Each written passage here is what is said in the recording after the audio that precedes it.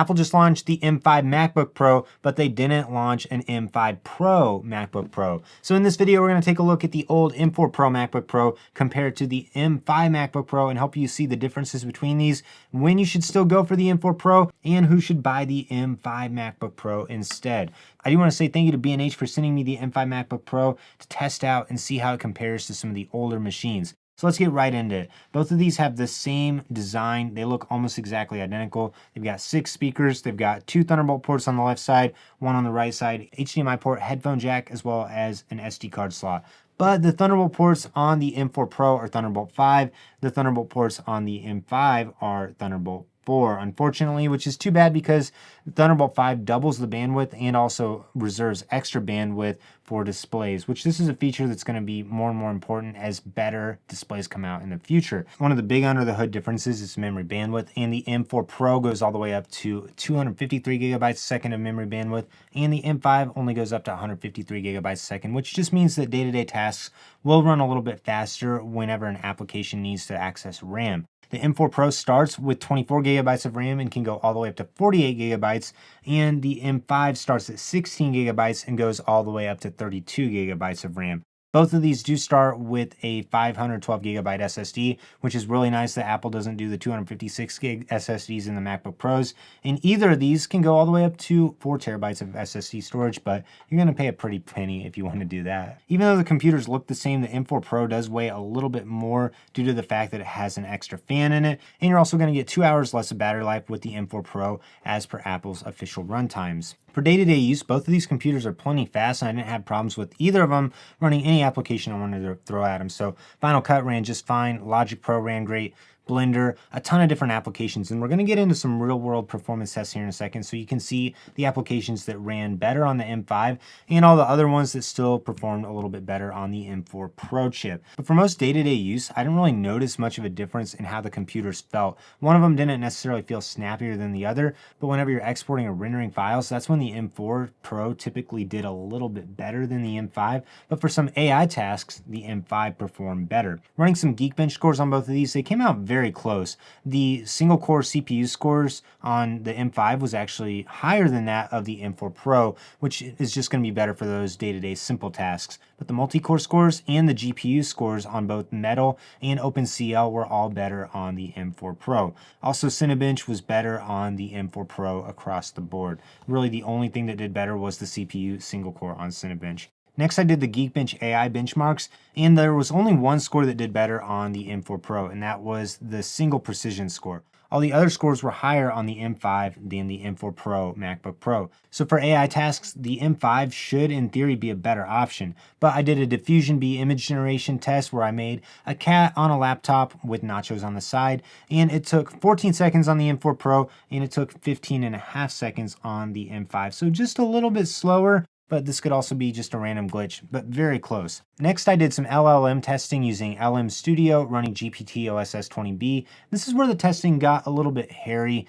because the extra RAM and the higher memory bandwidth just allowed the M4 Pro to outperform the M5 in so many different ways. So the time to first token is one of the most important things for running an LLM because this is how fast it's actually able to start generating the response.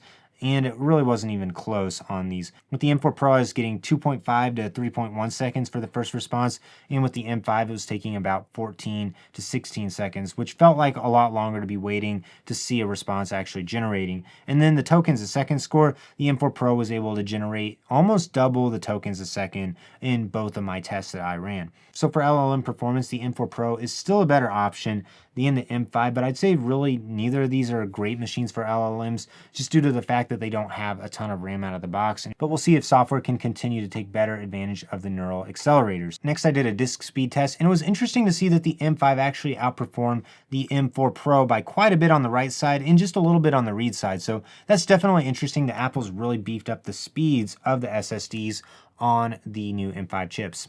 Next, I ran the XCode benchmark and compiled some code. It took 2 minutes and 11 seconds to run this on the M4 Pro. and 2 minutes and 48 seconds on the M5. So still favored for the M4 Pro. Next, a Blender test. I rendered the barbershop scene using the GPU, and it was about 40 seconds faster using the M4 Pro than the M5. But again, the M5 is still keeping up pretty well. The next test I love to do is with Logic Pro. I love to see how many MIDI tracks you can run using a bunch of different software instruments. Using the M4, I was able to run 247 tracks at the same time without any audio dropouts, and with the M5, it only ran 138 tracks, which I would say for most people, 138 tracks is still going to be plenty. So really not a big deal. Next, an offline bounce in Logic Pro. There's two I like to do. One is with 600 tracks, and then another that's a little bit more realistic with 64 tracks. With the M4 Pro, it took 2 minutes and 49 seconds to do that 600 track bounce, and with the M5, it took 4 minutes and 35 seconds. But then on the 64 track bounce, it only took 18 seconds on the M4 Pro, 28 seconds on the M5. So again, very close.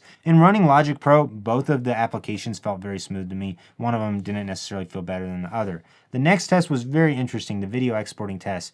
And this is an area where if you don't get a Max chip, you're going to find that the M4 and the M4 Pro or the M5 and hopefully the M5 Pro chip to come out are going to perform very similarly due to the fact that they have the same number of hardware encoders and decoders. So I made a 3-minute project on Final Cut Pro using a bunch of titles, adjustment layers, multicam clips, effects, and did a 4K export. It took 1 minute and 35 seconds on the M4 Pro, and the M5 actually beat it at 1.5 minutes, so just a little bit faster. The last test was the Lightroom Classic export test, where I loaded 500 raw files, exported them all down to JPEG. In the M4 Pro, it took 1 minute and 15 seconds, and the M5, it took 3 minutes and 18 seconds, so quite a bit faster on the M4 Pro. The M4 Pro still is starting at about $2,000, but you can often find this one on sale for a little bit less, and make sure you check links in the description below for the best prices. I find B&H often has some of the best deals on Apple products, and they're also an Apple authorized retailer as well. So again, B&H is a great place to shop for your Apple products. After going through all these tests, the real verdict with this is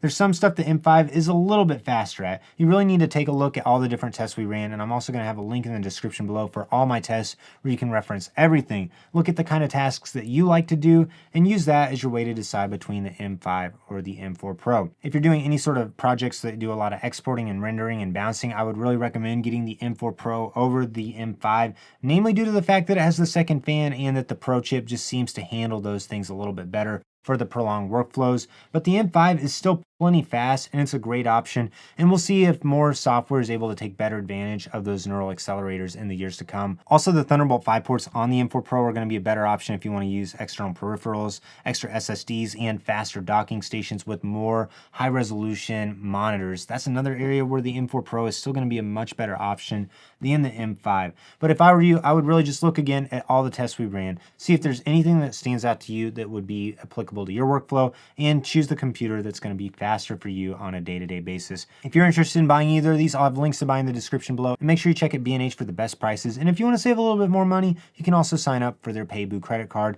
That's a great way to save even more money on Apple products. If you have any other questions about these, leave a comment down below. I'd love to hear them. Also, check out the link in the description below where you can go to my website and get personalized help picking out a MacBook for your use case. Like this video, subscribe to the channel so you don't miss out on any upcoming content.